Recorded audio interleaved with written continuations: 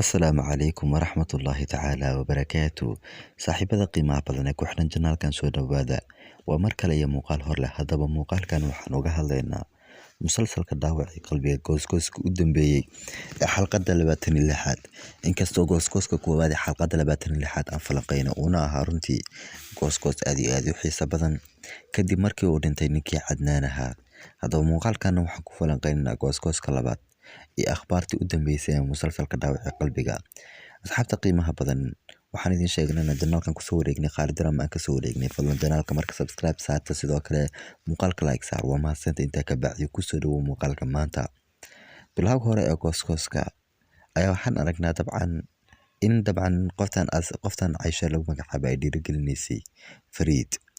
Haddii aan goosgooska soo koobno dhanka kale, Fariid waxa uu dhahayaa aabahayga wax uu sheegi rabay muu jiraa oo dhintay. Macnaha saan ognay Cadnaan marka uu dhimanayay hadal ayuu sheegi rabay, laakiin nasiib darro waa uu dhintay.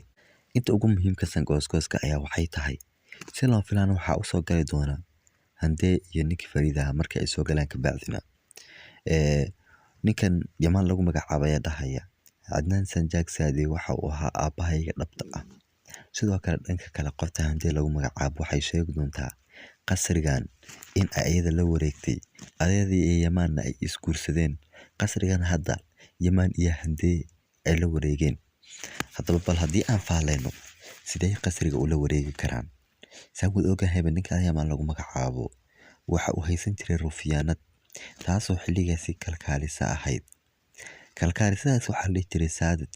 Haddii xasuusatiin, Saadat waxa uu daba dhigay Fariid Sanjaak Saade. Waxaan ka soo waxa uu daba dhigay Cadnaan Sanjaak Saade si uu u baxrayo. Wixii intaa ka dambeeyay Cadnaan iyo reerkun waa ka kala tagay. Midaasna waxaa ka dambeeyay Yamaan. Sida la sheegaya waxay la wareegeen warqadihii. Haddaba dhanka kale, Hande goosgooskii kuwa sida ay noo sheegtayba waa tii dishay ninka lagu magacaabo Cadnaan Sanjaak Saade. Talow ama su'aasha isweydiinta mudan ee waxay tahay Yamaan arrinkaasi muu ka warhayaa arrinka ah in aabihiisa ay Hande dishay. Saan hore idinku sheegnay waxaan idin dhahnay Hande qof ayay u sheegaysay marka ay lahayd aniga waxaan dilay Cadnaan Sanjaak Saade. Qofka u sheegaysay ama waxa uu noqon karaa Azaade, ama waxa uu noqonayaa Zumrud, ama waa Yamaan.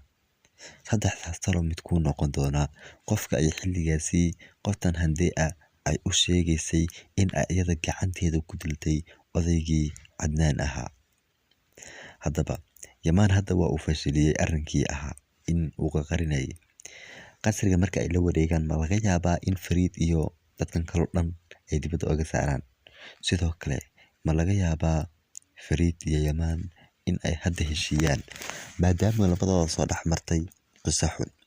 Kadib markii uu kuna qayaanay saaxiibadiisa uu guursan rabay, arooskana uu ka harsanaa 3 cisho oo kaliya.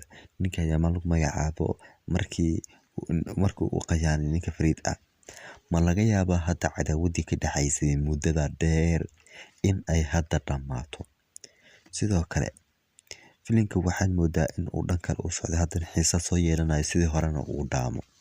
Sababtoo ah filimka labada qof ee runtii shida mar walba waa dabcan waa Fariid waa Hande iyo Yamaan. Labada qof ay markii horeba taxanuhu ku bilowday, haddii haddana ay aamusaan taxanuhu wax macna ma yeelanayo. Marka saa darteed labadaasi ayaa dib taxanaha u shidaya si uu sidiisii hore xiise u yeesho.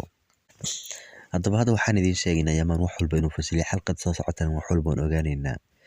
Ninkii Shaahiin ahaana waxa uu sameeyo waan ogaan doonaa, iyo waxa uu ku sameeyo gabadhii Caysha ahayd waxa uu ku sameeyo waan ogaanaa. Laakiin Cadnaan dhimashadiisa Fariid iyo dad badan ba aad maysan ugu murugoonin runtii.